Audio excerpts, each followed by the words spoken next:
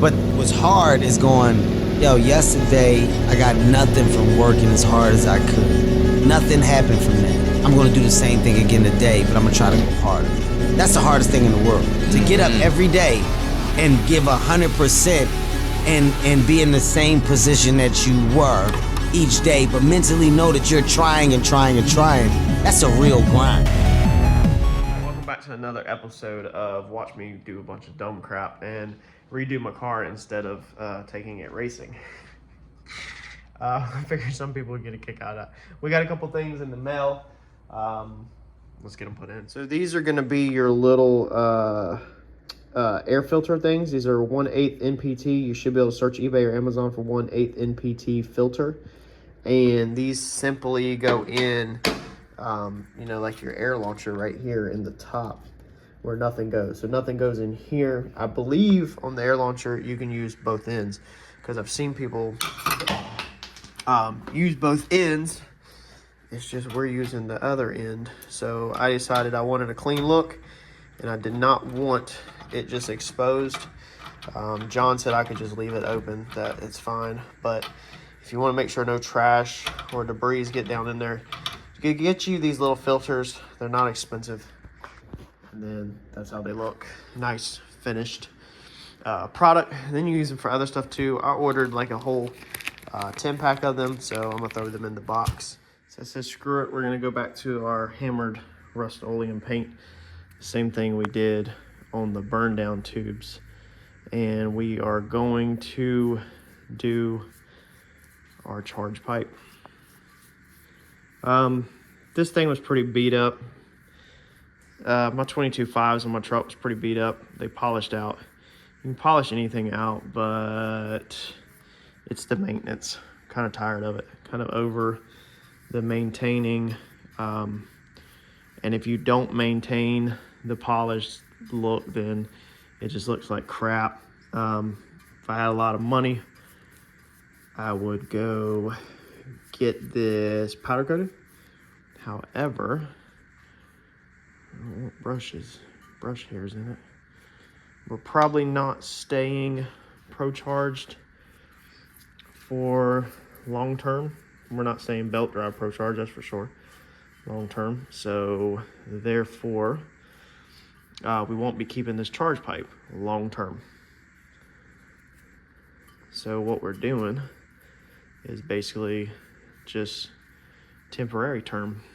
Now all we've done is took and Scotch-Brighted this beforehand. So I just took burgundy Scotch-Brite like we do in our paint videos.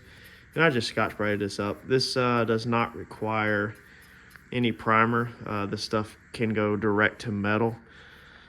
So you don't need any primer work or anything like that. Pretty simple. Same thing we did the burn down tubes with.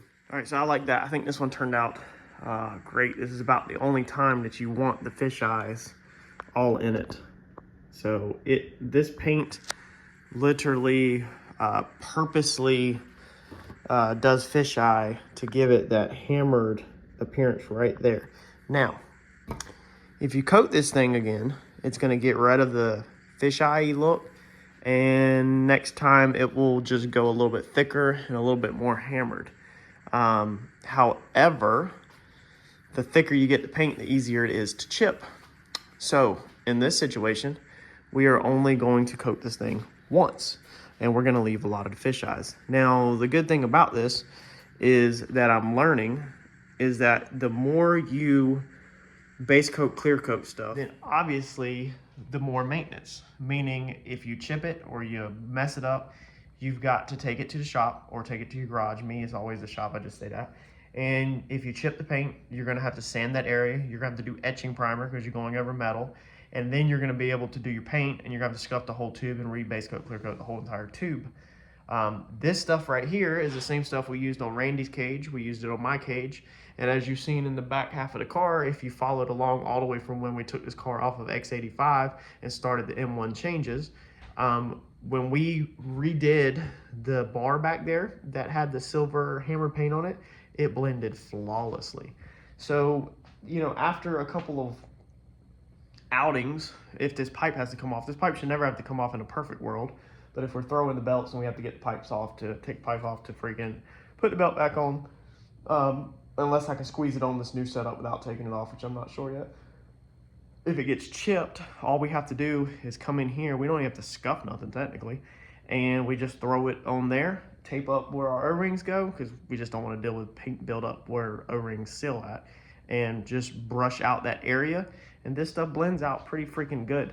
Same thing's gonna go for the burn down tubes. Now if we have any issues with them, we can just touch them up with a brush and we're done with it. And it's not a big long process to do repairs whenever things chip or when things get messed up. Burn down tubes up here, I think they turned out excellent. Like for what we were looking for, which you can see bristle in there. But that's that like wrinkled look, you know, and I got the camera freaking zoomed in on top of it. Okay, that's 2 coats. So after you do 2 coats, it gets rid of the fisheye look and then just looks hammered.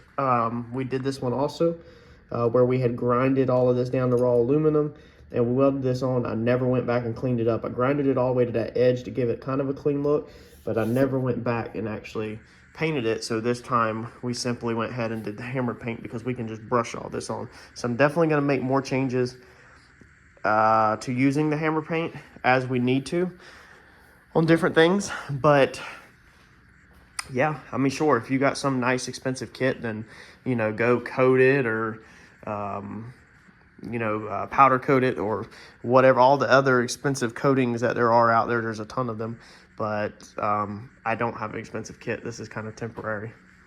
All right, so here is my $100 mistake that you hopefully won't make. Now, I accidentally cut the wrong wire, relocating the battery tray, so don't have time to wait on it. Kind of want to get this thing rolling or get this thing together. I don't feel like putting it on the back burner to wait for wire off eBay. I can get enough wire off of eBay like we used before to get from the front of the car to the back of the car for about $75. It's gonna be this stuff right here. Let's see here. It's welding cable, okay?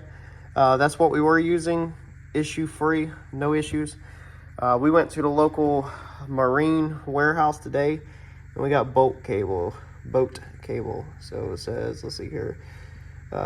It's number 2, 150 Celsius, 600 volts, oil resistant. Should be good stuff. Normally boat stuff is overall pretty good, a rule of thumb, because it's so exposed to so harsh environments, you know, that it's normally pretty good quality stuff. So this is number 2. When we ordered this stuff, this was a 0 or a 10 or however you word it, but they literally are like, they look like the same. So we're gonna get this put in. Now, of course, nothing can go my way, so I don't have the correct end. This end is a little too big, but it still goes on there. It does not come in contact with anything else, and it does not come in contact with the firewall. There is the plastic surround like this that goes around it that is bigger than this, so it will still sit up there just fine and still makes contact with the metal, but we are going to put a washer on the face of it just to help make sure it doesn't come off and make sure all of our connections are nice and tight. So let me get a piece of heat shrink on the end of this, and then we'll get this in the car and we're going to run this to the back, and then we'll make our cut to our length. Buddy, that's hard. Putting that big bottle in there by yourself is hard. It's hard. And then there's a battery to make it worse right underneath it, so you can't really lay it down on the battery and then short something out. It's hard. The best way to do it that I found was I got my arm right here like this, planted it back there. Turn this light on. Planted it back there like this, kind of held the bottle up, and then the our brackets that we made right here worked amazing because it helps the bottle not go left to right. And then you can fight with your other hand to get one of the clamps started. Now I made one of the clamps extra long, so there's actually 3. I didn't have the correct size. So there's actually 3 of them together because it's really hard to get the first one. And then once you get the first one, the second one goes on fine. But this thing is, it is freaking solid. You can shake the whole car off of the bottle. And then you can see the gauges right there through the window.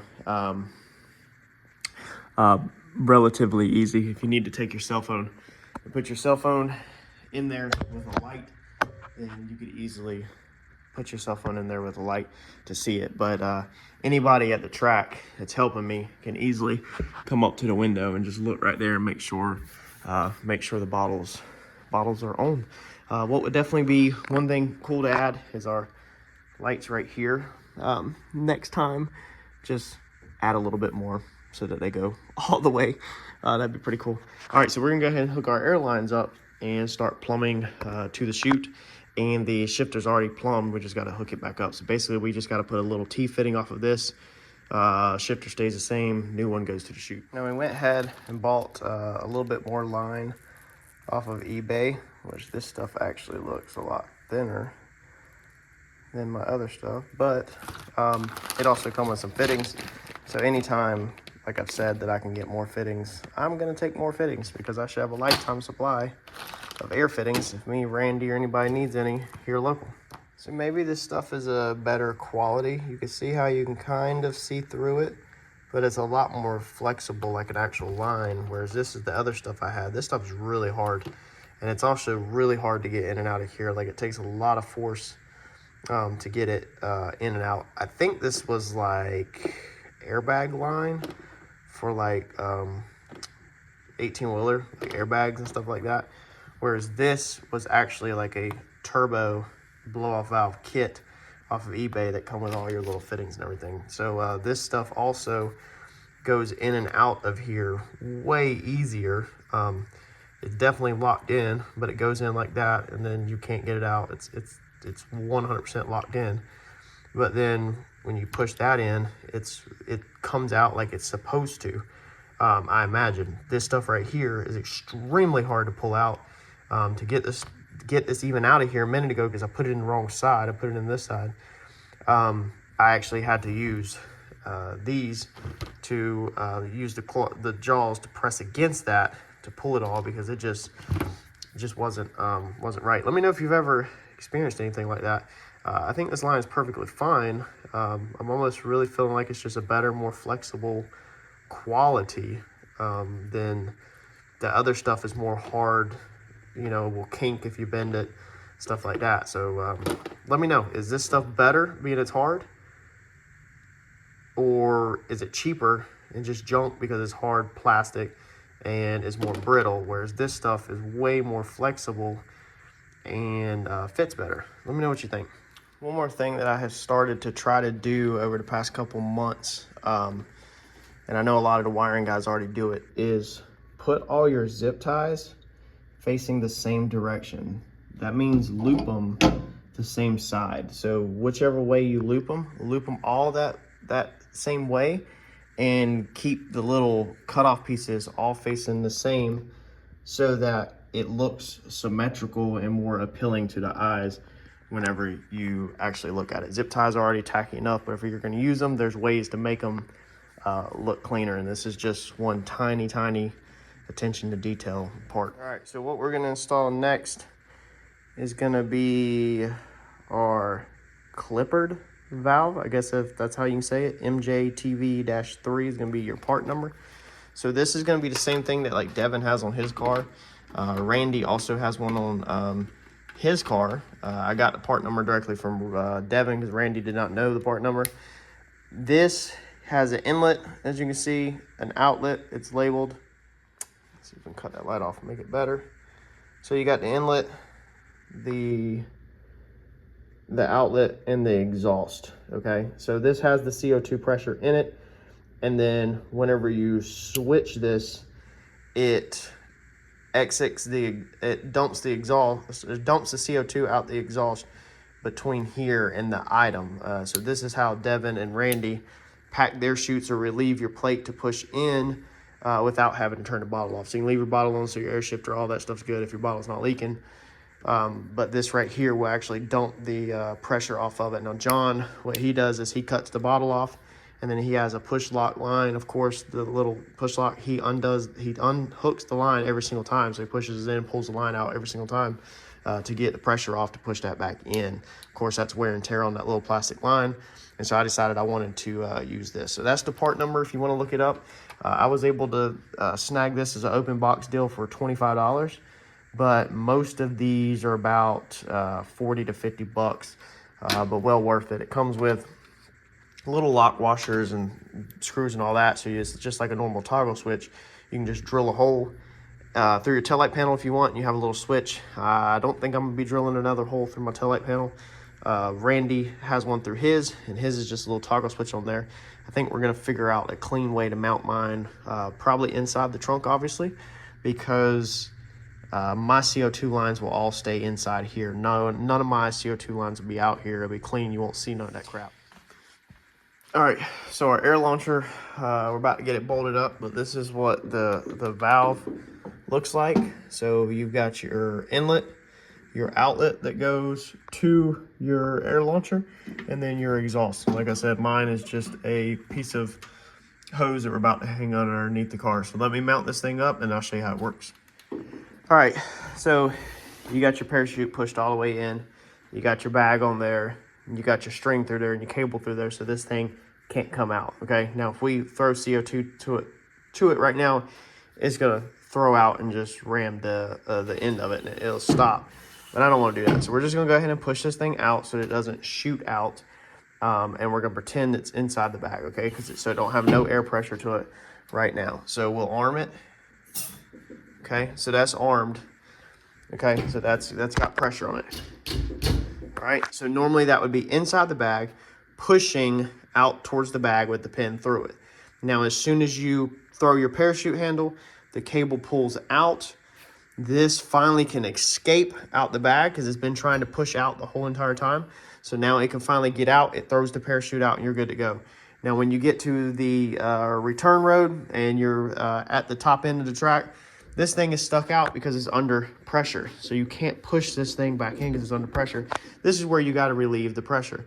Now you can go turn your CO2 bottle off inside, but then you still have the lines charged. So you got to get the air out of the lines. So what John does is he comes back here, or on his, and he takes one of these little lines right here and he unplugs it. That relieves the pressure and that allows it to go back in. Randy's car, he has a switch he flips back here. Devin's has a switch.